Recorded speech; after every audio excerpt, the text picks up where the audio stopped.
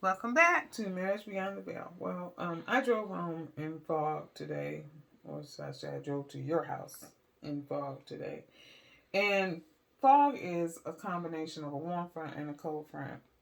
Sort of meeting together, and it causes fog. Right. All right. So, in a love relationship, in a marriage, you can have fog. And so, using the analogy of a cold front, so chilly, really cold situation in a relationship, and then you have the warmth of the marriage, the warmth of the love that you have for that person, and it sort of meets and causes this fog. How do you get out of that fog? Ooh, that's a good one, because you got to kind of work through it, you know, because you love this person, but you might be mad at them. But you love them. Yep. You might be mad at them. So you kind of have to let the love, because love conquers all.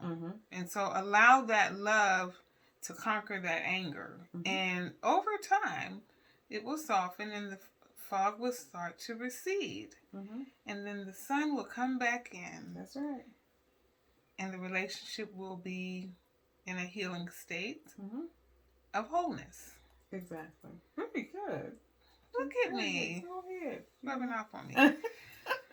Yeah, so relationships will have foggy days. They will have fog in them.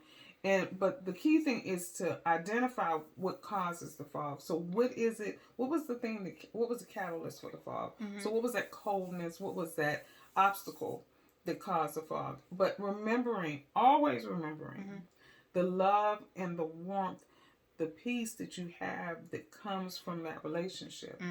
And whenever that happens, eventually, one thing about fog, it always lifts. It does always It may lift. take time, but fog will always lift.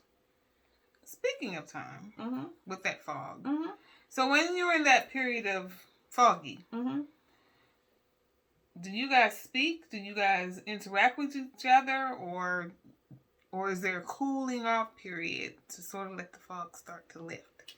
There have been times, we've had to let it cool down, or, just give it a minute to sort of let it settle. But then we have to go on with communication. We've got to have a conversation. And like I said, identifying what caused the fog and having the conversation. Like a great communicator, as I call for it.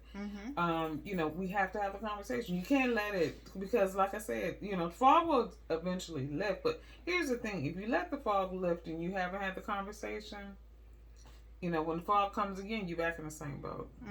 That's a very true statement. Yeah. I've lived through that. So yeah, you do have to have the conversation. Now here's the thing. I'm not really a talker. I know that's hard to believe. I'm more of a writer.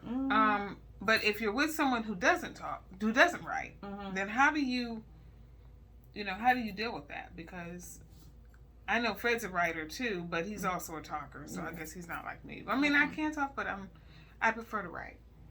Well, I mean, if you prefer to write, I would hope that the person that you are in a relationship with, the person that you love, would understand that that's a method of your communication and read it. But then when the time comes, you have to be able to express how you feel in a conversation. Okay. And writing sometimes will give you, so you can have the points that you want to cover. Because a lot of times when you get to talking to someone and you're heated or upset, or you're dealing with emotions, you forget.